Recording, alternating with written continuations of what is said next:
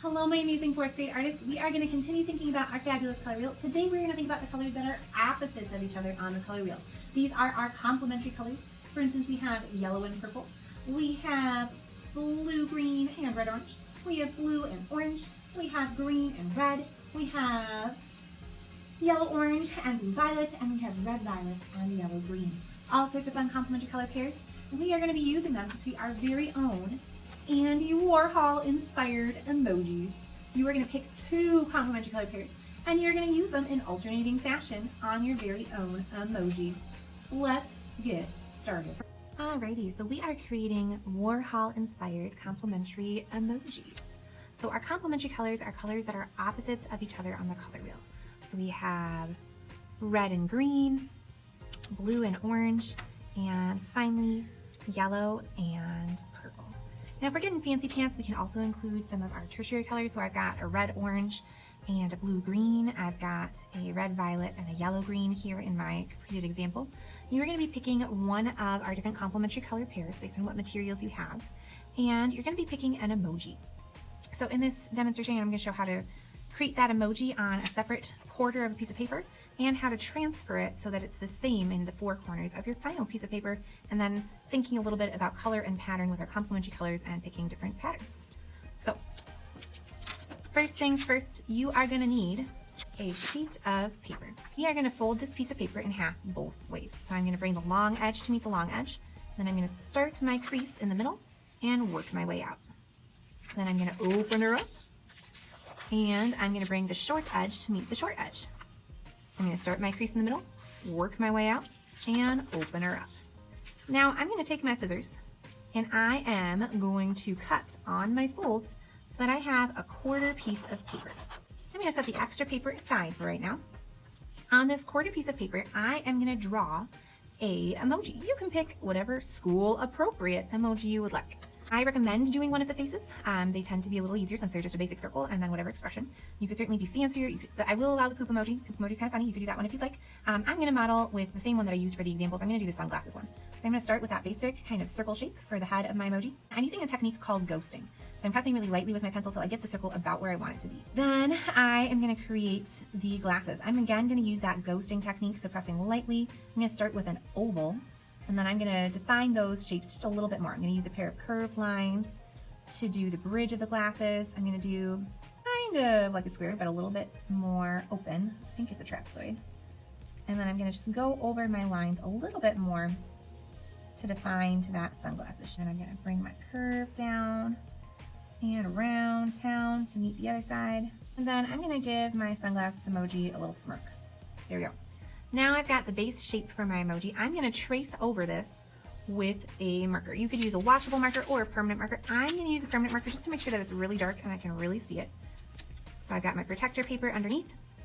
I have grabbed my Sharpie and I can go over the lines. Alright, now that my fabulous emoji has been traced, I can transfer it to a fresh sheet of paper. First, I'm going to add those folds that we did on the paper we cut.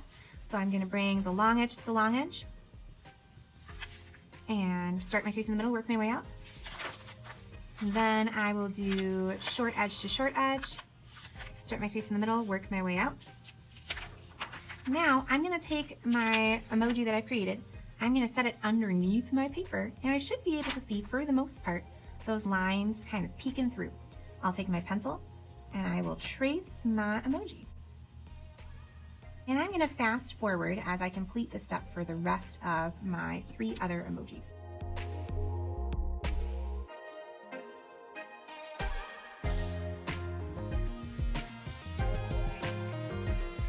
Alrighty, now that I have drawn all 4, I've traced them, I've erased my extra pencil lines, I'm ready to start thinking about those complementary colors. I would like you to pick 2 color pairs that you are going to play with. So again, our complementary colors include red and green, blue and orange, and yellow and purple. They are opposites of each other on the color wheel.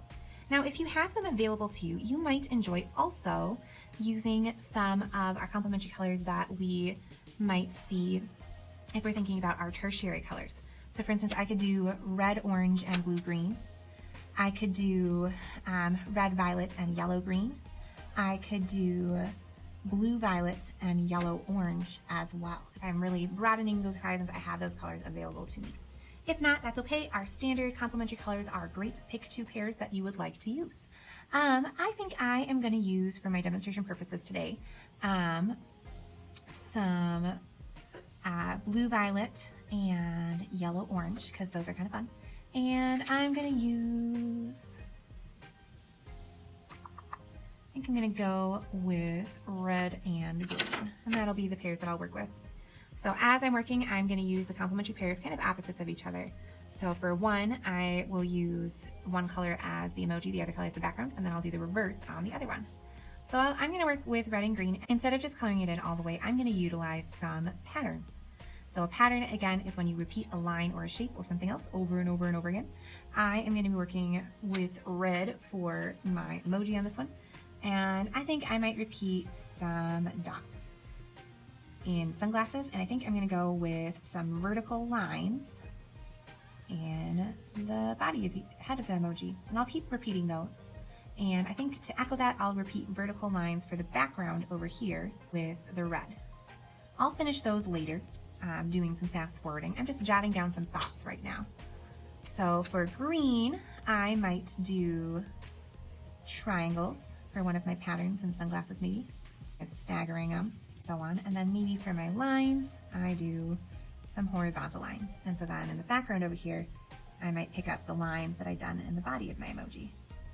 And again, I'm just quickly jotting down some color notes. I'll finish coloring those in a little bit, doing some fast forwarding. And so again, these are tertiary colors. So this isn't just regular purple, this isn't just regular orange. This is blue violet, and this is yellow orange. So those are complementary colors as well. So I am gonna work with the blue violet in the body of my emoji. Maybe over here I do squares in the glasses, and maybe I do kind of alternating of thick and thin lines in the body of the emoji. And I jot that note down to myself if that's what I'm doing over here. I'm doing some thick lines and some thin lines.